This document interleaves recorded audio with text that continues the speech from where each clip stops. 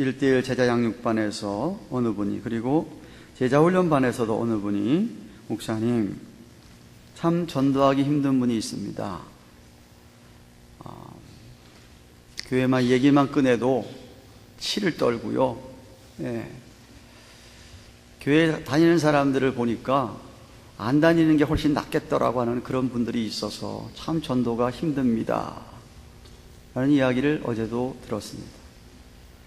많은 불신자들이 교회를 싫어하고 우리 기독교를 싫어하는 것이 예수 믿는 사람에게 큰 손해를 보거나 아니면은 좋지 않은 일들을 예수 믿는 사람들로부터 당해본 적이 있기 때문이라고들 말합니다. 혹은 전에 억지로라도 교회를 좀 다니다가 교회 안에서 너무 큰 상처를 받아서 이제는 교회를 아예 나가지도 않는다고 하는 사람들도 있다고 합니다. 물론 이 지상에 완전한 교회는 존재하지 않습니다. 하지만 우리 믿는 사람들의 인격 속에 바울처럼 주님을 닮는 인격이 드러나지 않아서 그렇다면 우리는 정말 막중한 책임을 느끼고 부단히 말씀과 기도로 우리 안에 계신 성령님께서 우리의 인격을 다듬어 주시도록 애를 써야 할 줄로 믿습니다. 지난주에도 말씀드렸듯이 바울이 고린도 교회의 방문 약속을 어겼다고 그래서 바울을 비방하고 불신하는 그러한 고린도 교인들 몇몇 사람들 때문에 교회가 어려움을 당하자 바울은 자신이 어떤 사람인지를 강하게 역설하면서 15절부터 22절에 설명을 했습니다. 나는 한번 마음을 주면 끝까지 그 마음이 변하지 않는 그야말로 충성된 자라는 것을 말씀했습니다. 뿐만 아니라 자기는 정직하고 신실하기 때문에 누구나 정말 자신을 믿어주어도 된다고 했습니다. 그리고 고린도 교인들 가운데 그런 사람들이 있지만 정말로 믿음의 진정성이 있어서 누구든지 정말 예수 그리스도로 확실하게 믿고 그 안에 성령께서 인을 치시고 성령께서 그를 보장하시는 정말 기름을 부음받은 진짜 그리스도인들 같이 진지한 믿음의 표시가 나는 것처럼 자기 자신도 그렇다고 항변을 했습니다. 자신이 약속을 어긴 것이 아니라 하나님의 계획이 그것이 아니고 잠시 늦춰지는 것이었다라고 이야기하면서 오늘 자기가 그렇게 늦춰진 이유를 본문에서 계속해서 말씀하고 있는데 오늘 본문을 통해서 지난주와 마찬가지로 오늘도 사도 바울의 인격이 나타나는 것을 봅니다. 정말 그리스도인이라고 하면은 이런 인격들이 나타나야 될 것이라고 생각을 하면서 몇 가지를 또 찾아보기를 원합니다. 변하지 않는 충성스러운 마음과 정직하고 신실함, 믿음의 진정성 외에 바울은 다른 성도들을 아끼고 배려하는 자였습니다. 다시 말하면 다른 성도들의 상태에 대하여 아주 센시티브한 사람이었습니다. 민감한 자였습니다. 자신보다는 남을 먼저 생각해주는 그런 겸손한 자였습니다. 23절과 23절을 다시 한번 봅니다. 내가 내 영혼을 두고 하나님을 불러 증거하시게 하노니 다시 고린도에 가지 않은 것은 너희를 아끼려 함이라. 우리가 너희 믿음을 주관하려는 것이 아니요 오직 너희 기쁨을 돕는 자가 되려 함이니 이는 너희가 믿음에 섰음이라고 하겠습니다. 살아계신 하나님이 바울의 증인인데 자기가 에베소에서 바로 고린도로 가지 아니하고 마게도냐를 먼저 간 것은 그들을 아끼고 배려해서 그렇다라는 겁니다. 사실 바로 곧장 가가지고 고린도 교회에 지금 징계를 해야 될, 책망을 해야 될 교인들을 자기가 사도의 권위를 가지고 정말 가서 다스리고 그들에게 회개를 촉구하고 교회를 얼마든지 정결케 할 수 있는데도 불구하고 자신이 안 간 것은 너희 고린도 교회 안에 믿음이 신실한 자들이 스스로 교회에서 알아서 그런 사람들을 책망하고 징계해서 교회를 정결하게 할 수 있겠다라는 확신자가 있었기 때문에 그래서 직접 가지 않았다라고 이야기합니다. 그래서 2장 1절에 보면 내가 다시 근심으로 너에게 나아가지 않기로 스스로 결단하였노니.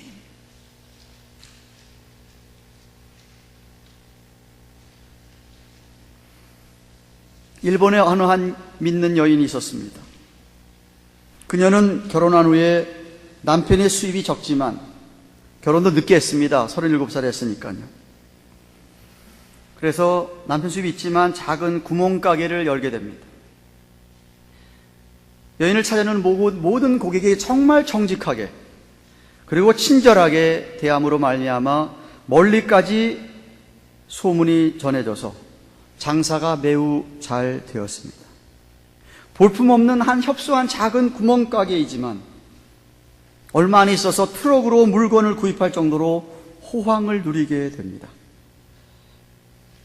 그러나 나의 행복이 남에게 불행이 될 때가 있듯이 근처의 다른 가게가 그녀로 인해서 매상이 부진하여 가게 문을 닫게 될 지경에 이르게 되는 것을 봅니다.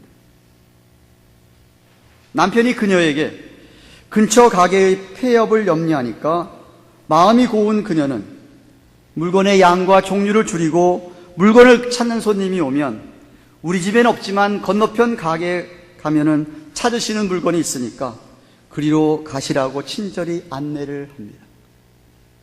그 후에 점점 그녀의 가게 수입은 줄어들었지만 시간적인 여유가 있어서 그녀를 한가롭게 만들었습니다. 평소에 독서를 즐기던 그녀는 그 여유로운 시간에 틈틈이 글을 쓰기 시작하였고 그 유명한 빙점이라고 하는 소설을 탈고하여 이 세상에 내어놓게 됩니다. 주위의 다른 사람들의 웰빙에 대해서는 모렴치한 세상의 인심이지만 자기만 행복해지려는 욕심과 오만함보다는 내게 당한 분복을 이웃과 함께 나누려 했던 아름다운 생활 속에 나눔의 열매를 맺어서 사랑을 실천한 이 여인.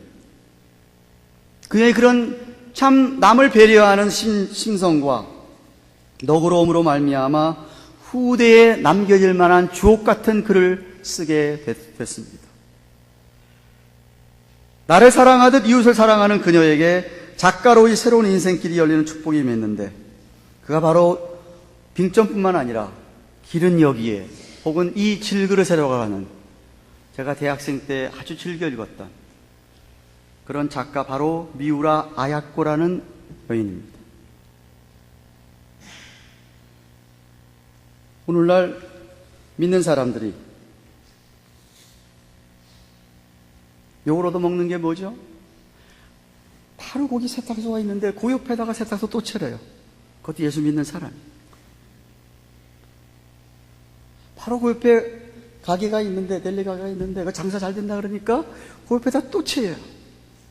그것도 믿는다는 사람.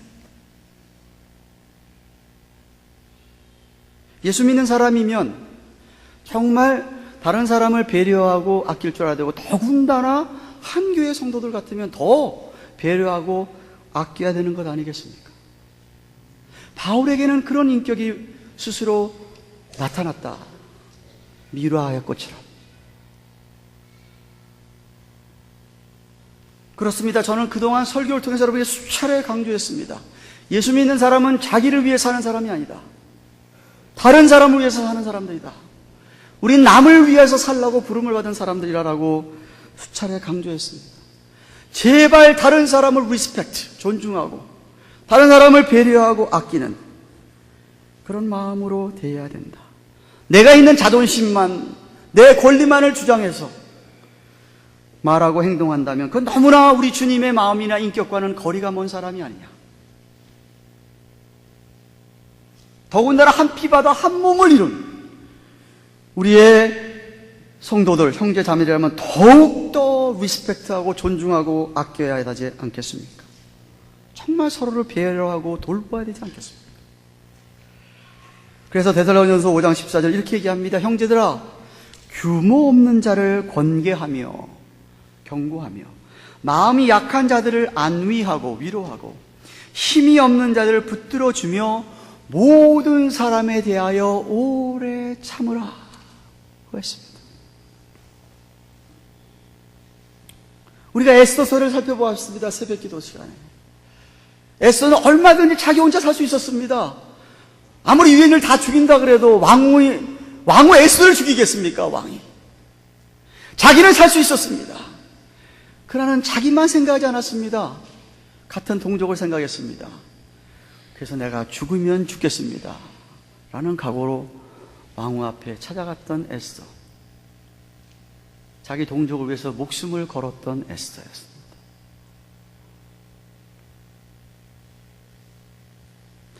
또한 바울은 정결하게 살고자 했었던 사람이기 때문에 성도의 순결, 더 나아가서 교회의 순결해야 함을 강조합니다. 자신이 순결하게 살았으면 더 말할 것도 없고요. 오늘 2장 2절과 3절에 이렇게 얘기합니다. 내가 너희를 근심하게 하면 나의 근심하게 한 자밖에 나를 기쁘게 하는 자가 누구냐?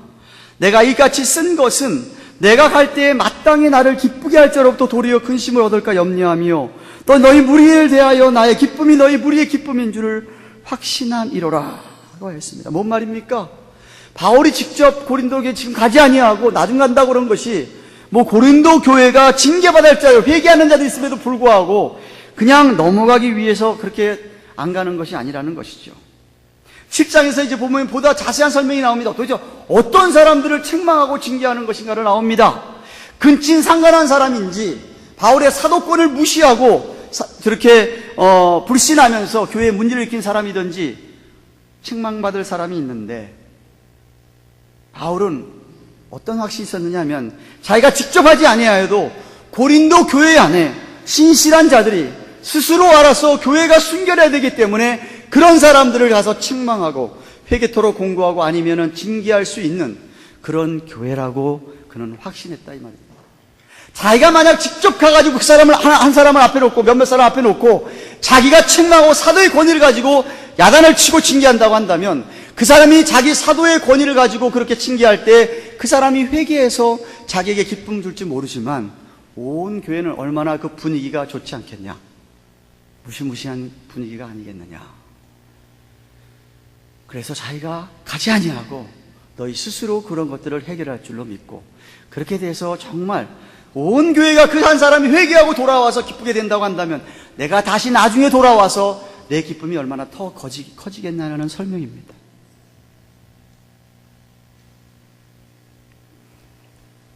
오늘날 많은 교회들과 달리 교회 안에 죄가 뚜렷하게 있음에도 불구하고 어느 교인이 분명히 죄를 계속해서 지속적으로 짓고 있음에도 불구하고 알면서도 불구하고 좋은 게 좋은 거니까 넘어가야지. 교회가 죄를 버리고 교인들이 죄를 버리고 거룩해야 되고 순결해야 될 걸 유지해야 될 텐데 교회는 하나니냐? 하나니까 연합을 강조하면서 죄를 묵인하고 그런 사람도 다 어차피 모여야 사람이 많아야 그 교회가 부흥하는 거 아니냐 라고 주장하면서 만약 좋은 게 좋은 거니까 하고 그냥 넘어간다면 하나님이 기뻐하시는 교회의 모습이겠습니까? 아무리 큰 풀장에 깨끗한 물이 있다 하더라도 조그만한 오물이 들어가면 풀장 전체를 다 더럽히는 것 아니겠습니까? 누룩이 거기 있다고 한다면 누룩이 번져가가지고 전체를 다 부패하는 것이 아니겠느냐는 말입니다. 우리는 기억해야 됩니다. 하나님께서 이렇게 얘기합니다. 내가 거룩하니까 너희도 거룩해라. 레위기서 11장 44절 말씀을 인용하면서 사도 베드로가 이렇게 얘기합니다. 베드로전서 1장 16, 17절에 내가 거룩하니 너희도 거룩할지어다 하셨느니라. 외모로 보시지 않고 각 사람의 행위대로 판단하시는 자를 너희가 아버지라 부른즉 너희의 나그네로 있을 때에 두려움으로 지내라. 경고하는 말씀 우리는 귀담아 들어야 합니다. 우리가 신랑 되신 예수님의 정말 신부라면 신부가 정결하고 순결해야지 신부가 몸을 더럽혀서 되겠습니까? 주님의 교회라고, 주님의 몸이 교회라고 그랬는데 주님의 몸 된 교회를 여러분이 죄를 회개하지 않아서 그 죄 때문에 더럽혀서 되겠느냐는 말씀입니다.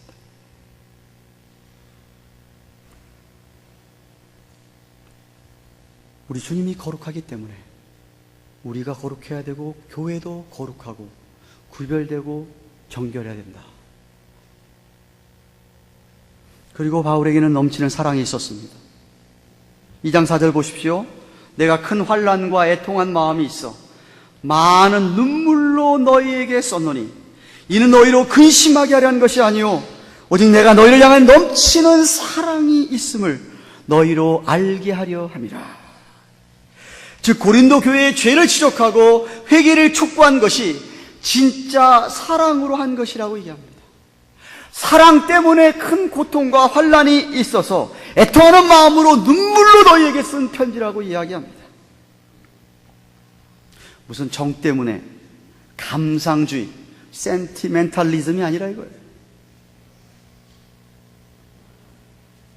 잠언서 27장 6절에 친구의 통책은 충성에서 말미암은 것이나 원수의 자주 입맞춤은 거짓에서 난 것이라 고 했습니다. 통책이란 말은 무슨 뜻이냐면 마음 아픈 책망, 마음에 상처를 주는 책망을 얘기하는 겁니다. 그 책망은 충성에서 나오는 것이다. 사랑의 마음인 충성에서 나오는 것이지, 그러니까 충신에게서만 들을 수 있는 것이지, 잘못이 있으면서도 잘못이 있는 것을 알면서도 늘 그저 달콤한 말을 하며 입맞춤을 한다면 그건 간신들이 하는 거짓이라는 말씀입니다. 어떻게 정말 진정한 친구, 그 친구를 아끼고 사랑하는 마음에서 그 진정한 친구가 하는 책망, 그 책망이 어떻게 사랑이 아니라고 얘기할 수 있겠습니까? 바울은 그 넘치는 사랑을 가지고 지금 고린도 교회에 그들을 향한 책망하는 편지를 썼다는 겁니다. 물론 그런 어떤 책망을 받을 때에 그 친구에 대한 신뢰가 없으면은 책망으로 안 받죠. 네가 뭔데 나를 책망해, 이런 식이 돼버릴 수밖에 없지만, 정말 믿을 수 있는 친구라 그런다면, 정말 신뢰할 수 있는 친구, 정직하고 신실함을 이미 보였기 때문에 정말 믿음직스러운 그런 친구가 내 가슴을 아픈 말을 할지라도 이건 내가 잘못한 것을 깨우쳐주기 위해서 하는 말이라고 한다면 그 말은 경청해야 하지 않습니까? 사실 그래서 오늘 이런 말씀들이 지난주에 바울에게서 나타난 인격들과 다 연결되는 것이기 때문에 제가 설교를 넘버 2라고 붙인 겁니다. 바울에게는 정직함과 신실함이 있었기 때문에 정말 믿을 수 있는 사람이기 때문에 그런 사람이 하는 이야기, 넘치는 사랑에서 나타나는 경고와 책망이기 때문에 들을 수가 있었다라는 말입니다.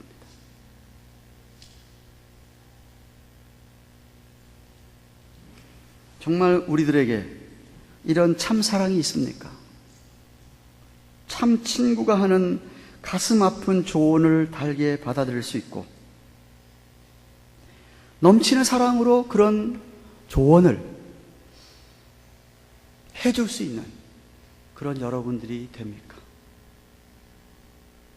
사실 어쩌면 우리 주위에 이런 사랑을 애타게 찾고 있고 이런 진정한 친구를 기다리고 있는 사람들이 많습니다. 저는 여러분에게 이런 넘치는 사랑이 있기를 주님의 이름으로 축원합니다. 사랑하는 경안가동 교회 여러분, 지난주에 있어서 오늘도 바울이 하는 이런 이야기를 들어보면서 정말 그리스도인이라고 한다면 있어야 할 인격, 나타나야 될 성품들을 바울을 통해서 살펴보았습니다. 아니, 이런 바울을 비난하고 비방한다고 한다면 그건 얼마나 그 사람들이 잘못된 겁니까? 그는 결코 믿지 못할 사람이 아니었습니다. 그는 한번 마음을 주면 정말 끝까지 마음을 주는, 변함없이 마음을 쏟는 사람이었습니다.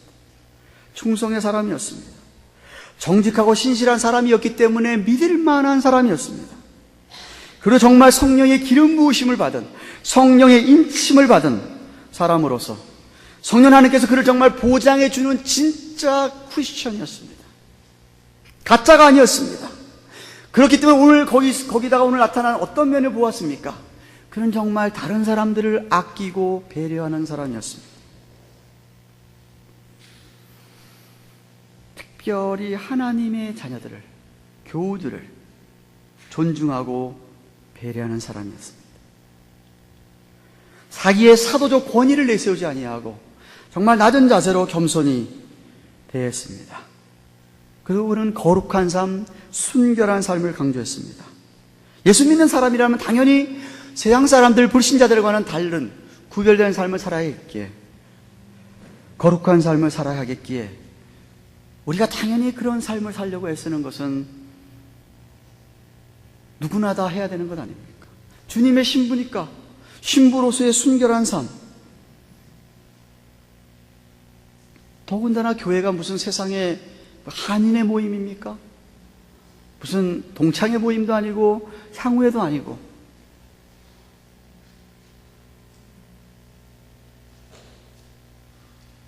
그렇다면 교회가 어떤 죄를 갖다가 묵인하고 그 죄가 번져서 부패하고 타락하게 한다면 그건 이미 교회라고 할 수 없지 않겠습니까? 아니, 무엇보다도 넘치는 참사랑의 바울이었습니다. 참사랑이 있었기 때문에 그는 눈물의 권고를 할 수 있었던 것입니다. 뼈아픈 고통이 있어도 그 영혼을 사랑한다면 지혜롭게 그 영혼을 권면할 수 있어야 하지 않겠습니까? 쉽지 않습니다. 하지만 원래가 참 사랑을 한다는 건 쉽지 않습니다. 그러나 여러분이 만약 우리 안에 성령님이 계시다고 한다면 우리는 얼마든지 성령의 능력으로 우리는 그런 사랑을 할 수 있다고 확신합니다. 우린 정말 때때로 사람들 때문에 지칠 때가 있습니다. 아무리 권고해도 듣지 않는 사람들이 있습니다. 그래서 정말 나는 할 수 없구나 라는 생각이 들 때가 있습니다. 아무리 말려도 집을 나가겠다는 부인이 있는가 하면, 툭하면 욕을 하고 주먹을 휘두르는 남편도 있습니다. 무슨 말만 하면 톡톡 쏘아대기만 하는 이 반항하는 사춘기 자녀들이 있습니다. 분명히 선의로 이야기를 했는데 악의로 받아들이는 사람들이 있습니다. 정말 더 이상은 함께할 수 없는 사람들이 있는 것 같습니다. 그럼 해답이 뭡니까?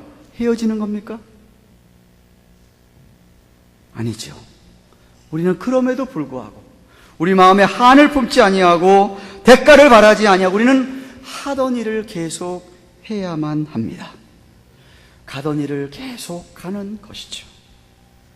마음을 오히려 더 붓고 그런 사람을 우리는 더 최선을 다해서 넘치는 사랑을 해야만 합니다. 에이, 목사님이 그 지경이 안 돼봐서 그런 이야기 하시죠. 목사님 그 지경 돼보세요. 그런 이야기 하실 수 있나? 제가 여러분이 안고 있는 문제들을 과소평가하는 것 절코 아닙니다. 정말 때로 얼마나 피곤한지, 받는 스트레스가 엄청난지 충분히 이해합니다. 정말 화도 많이 나고 실망도 엄청 하여서 이만저만 아닐 겁니다. 하지만 여러분, 과거의 한 약속들을 기억하시기를 바랍니다. 부부가 목사 앞에서 주례받으면서 하나님 앞에 서야 하지 않았습니까? 장로가, 집사가 성도들 앞에 하나님 앞에 서약한 거 있지 않습니까?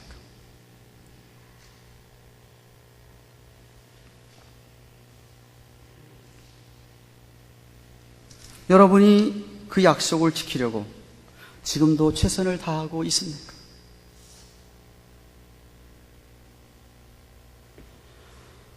정말 여러분 안에 내주하시는 성령님을 의지하고 최선을 다해 노력해 보시기를 바랍니다.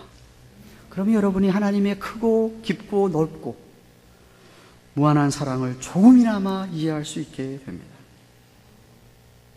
정말 사랑스럽지도 않은 상대를 사랑해 보려고 애를 쓰면, 자꾸만 미워지는 그 사람을 억지로라도 사랑해 보려고 하면 우리는 하나님의 은혜를 깨닫게 됩니다. 십자가의 사랑이 가슴속 깊이 느껴지게 될 겁니다.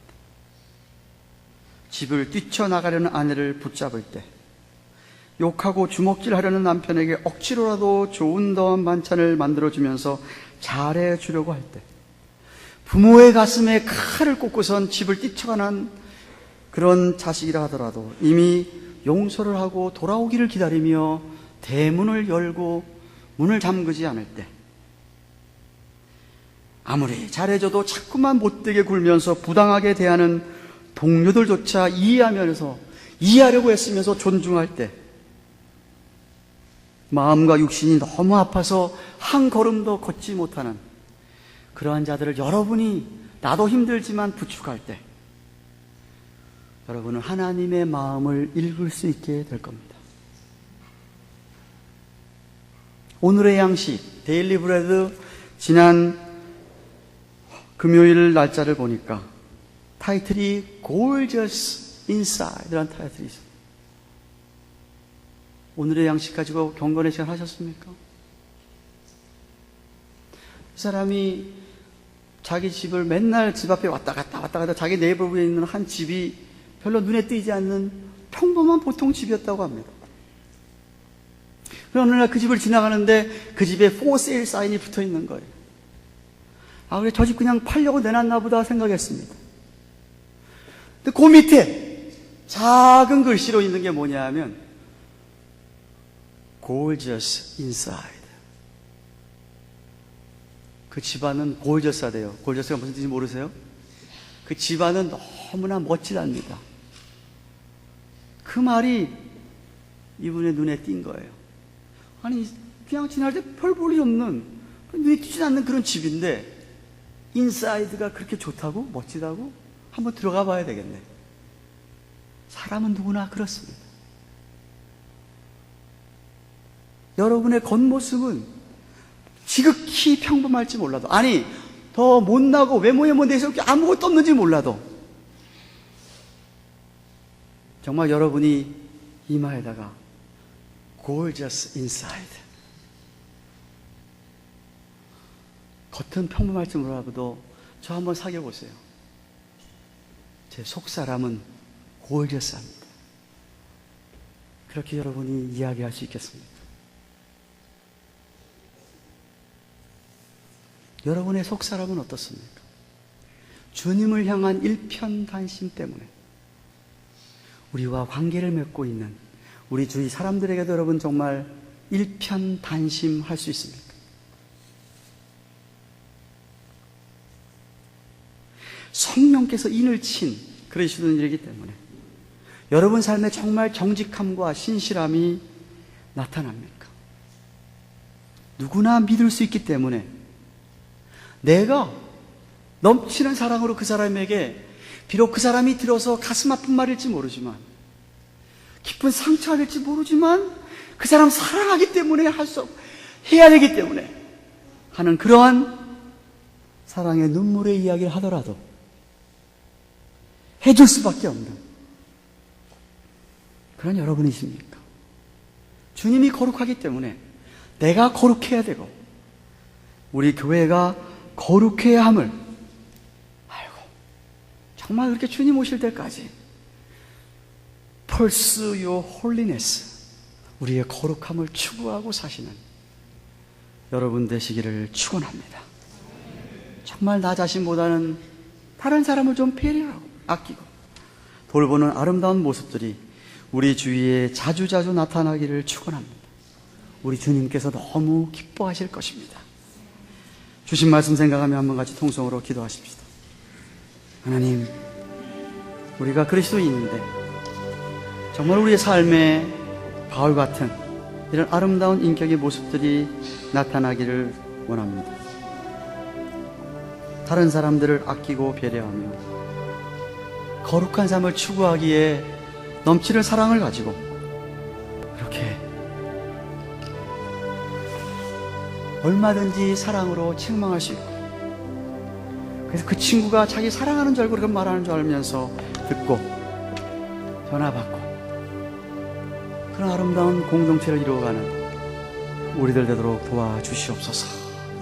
한번 같이 주신 말씀 생각하며 간절히 하나님께 통성으로 기도하겠습니다.